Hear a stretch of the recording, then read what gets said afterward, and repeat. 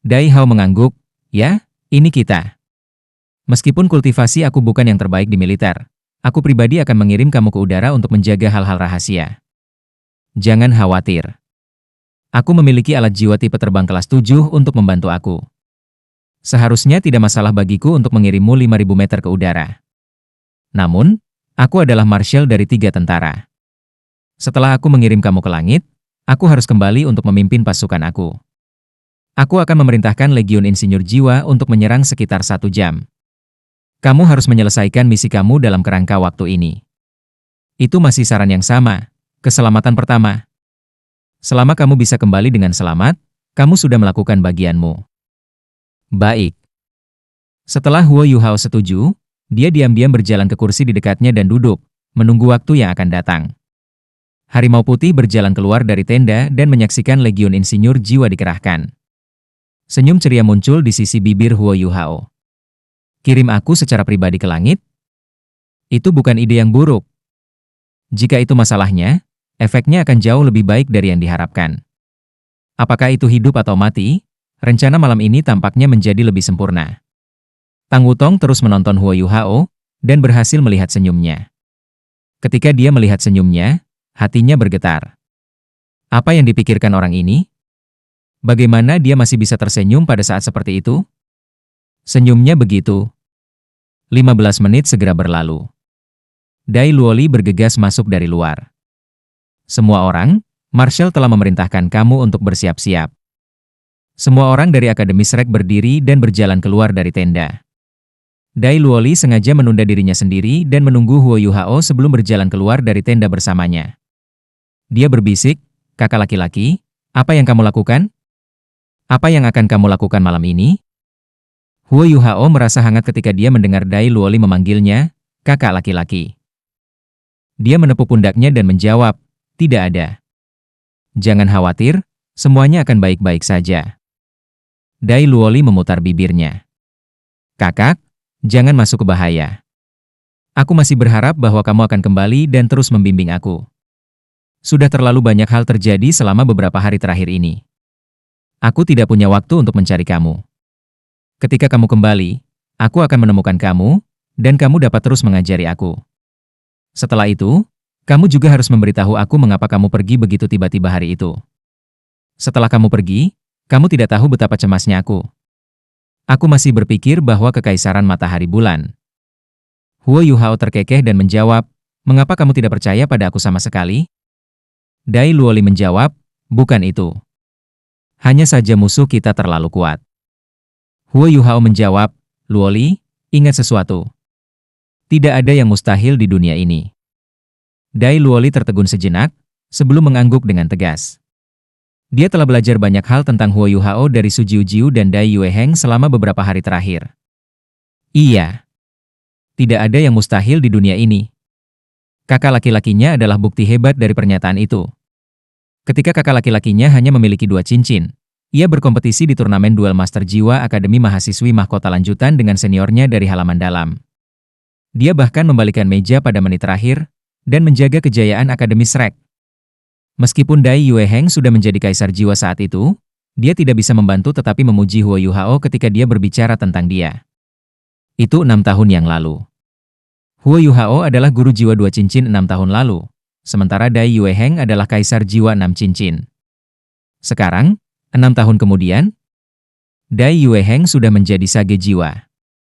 Namun, Huo Yuhao juga adalah soul sage 7 cincin. Dia bahkan memiliki jiwa bela diri kembar. Dai Yueheng bahkan memberitahu Dai Luoli bahwa Huo Yuhao adalah master masa depan dari Paviliun Dewa Laut. Meskipun Dai Luoli tidak merasa dekat dengan Dai Yueheng dan Dai Huabin, dia tetap menghormati kedua kakak laki-lakinya. Dia cemburu bahwa mereka bisa masuk Shrek Academy untuk belajar. Namun, bakat mereka tampaknya pucat dibandingkan dengan Huo Yuhao. 3 saudara lelakinya yang lebih tua kemungkinan besar adalah beberapa penguasa jiwa paling elit di benua ini di masa depan. Dai Luoli tidak bisa tidak menghormati Huo Yuhao setelah belajar tentang semua mukjizatnya. Langit sudah berubah gelap sekarang. White Tiger Duck turun dari langit. Jelas, dia baru saja turun dari menara pengawal, tempat dia memandang ketika pasukan dikerahkan. Huo Yuhao menerimanya, dan Duk Harimau Putih berkata, Orang-orang kita sudah bergerak. Yu Hao, apakah kamu siap? Huo Yu Hao sedikit mengangguk dan menjawab, kapan saja. White Tiger Duke mengangguk dan menjawab, baiklah. Kami akan segera mengambil tindakan. Saat dia berbicara, dia mengambil alat jiwa tipe terbang dari alat jiwa tipe penyimpanannya dan memakainya. Sebagai titol Douluo, masih jauh lebih nyaman baginya untuk menggunakan alat jiwa tipe terbang, meskipun ia mampu terbang bebas di udara. Lebih mudah baginya untuk membantu Huo Yu Hao naik ke udara dengan bantuan alat jiwa. Huo Yu Hao juga mulai bersiap-siap dan memakai alat jiwa tipe terbangnya sendiri. Ayo pergi. Duk Harimau Putih berdiri di belakang Huo Yu Hao, meraihnya di bawah lengannya. Kekuatan jiwanya melonjak, dan mereka berdua naik ke udara. Mereka naik dalam garis lurus ke langit. Tatapan Huo Yu Hao terpaku pada posisi tertentu di tanah. Pada saat ini, tatapannya lembut, tidak jelas, dan memiliki rasa kerinduan. Rasanya seolah ingin membekas semua yang dilihatnya di kepalanya. Pandangan di mata Tang Wutong sama tidak jelasnya. Dia belum pernah melihat tatapan pria yang begitu dalam dan emosional sebelumnya. Dalam semua emosi yang dia alami, sepertinya ada satu kesedihan. Ada yang tidak beres. Tidak mungkin dia memiliki peluang 80% untuk bertahan hidup. Bahkan mungkin tidak sampai 50%. Pada saat ini, Tang Wutong akhirnya mengerti segalanya. Namun, White Tiger Duke sudah tinggi di udara bersama Huo Yu Hao. Dalam rentang waktu sesingkat itu, mereka berhasil mencapai lebih dari 1000 meter ke udara saat mereka melaju ke angkasa. 8 legiun insinyur jiwa dikerahkan pada saat yang sama. Meskipun mereka hanya ada di sana untuk mengalihkan perhatian musuh mereka, hampir semua penguasa jiwa Kekaisaran Bintang Luo telah dikerahkan. Pada saat seperti itu, misi harus dilaksanakan. Bodoh ini. Tang Wutong mengerutkan alisnya. Meskipun dia tidak mau mengakuinya, dia jelas menyadari bahwa sangat mungkin Huo Yu Hao tetap melakukan pengawasan terhadap Dewa Kematian karena apa yang terjadi semalam. Mungkinkah seseorang meninggalkan kehidupannya karena hubungan romantis? Orang ini benar-benar bodoh. Tang Wutong mengepalkan tangannya dengan erat. Dia merasa terengah-engah, seolah-olah ada kekuatan khusus yang mengendalikan perasaan terdalamnya. Saat Dai Hao melepaskan kekuatannya, semua yang ada di bawah ini mulai menjadi kabur. Huo Yu Hao juga akhirnya mengangkat kepalanya. Dia berhenti memandang Tang Wutong, yang menjadi tidak jelas. Meskipun dia bukan donger, dia masih terlihat sangat mirip dengan donger. Malam ini, aku akan memperlakukannya sebagai donger, karena aku mungkin tidak bisa selamat dari cobaan ini. Senyum tipis muncul di wajah Huo Yu Hao. Saat dia merasakan suhu di sekitar yang rendah, kekuatan jiwanya mulai beredar. Saat aura Ultimate Ice memenuhi tubuhnya, hawa dingin eksternal tidak bisa memengaruhinya sama sekali. 1000 meter, 2000 meter, 3000 meter. Setelah naik 3000 meter ke udara, suhu eksternal turun secara signifikan. Bahkan Duk Macan Putih melambat saat ia terus mendaki. Yu Hao, bagaimana perasaanmu? Jika kamu merasa tidak nyaman, tolong beritahu aku. Kita bisa berhenti. Aku baik-baik saja. Silakan lanjutkan, jawab Huo Yu Hao dengan tenang. Dai Hao mengerutkan alisnya. Dari nada suara Huo Yu Hao, dia jelas bisa merasakan ketidakpedulian dan kedinginan. Apa yang terjadi dengannya? Jangan bilang dia sedang mengalami perubahan emosional sekarang. Melirik ke bawah dari langit, sudah jelas bahwa banyak master jiwa sudah terbang menuju pegunungan Mingdou dari pangkalan militer Angkatan Darat Northwestern Field. Semua yang terlibat mengenakan alat jiwa tipe terbang. Meskipun operasi itu dilakukan bersama oleh 8 legiun insinyur jiwa, hanya ada 2000 lebih guru jiwa yang terlibat. Mereka terutama master jiwa cincin 4 dan cincin 5, dan tersebar luas. Dari kejauhan, mereka perlahan-lahan merayap menuju pegunungan Mingdou. Ada beberapa titol Douluo di antara para master jiwa 4 cincin dan 5 cincin ini. Mereka adalah komandan utama operasi ini. Meskipun mereka tidak benar-benar menyerang, mereka masih harus membuat musuh mereka merasa terancam. Pada saat yang sama, mereka harus berusaha meminimalkan kerugian mereka. Dalam situasi seperti itu, titol Douluo adalah kandidat terbaik untuk memastikan kelancaran operasi. Selain itu, mereka tidak menyerang dekat dengan puncak utama. Dewa Kematian tidak bisa menjangkau mereka.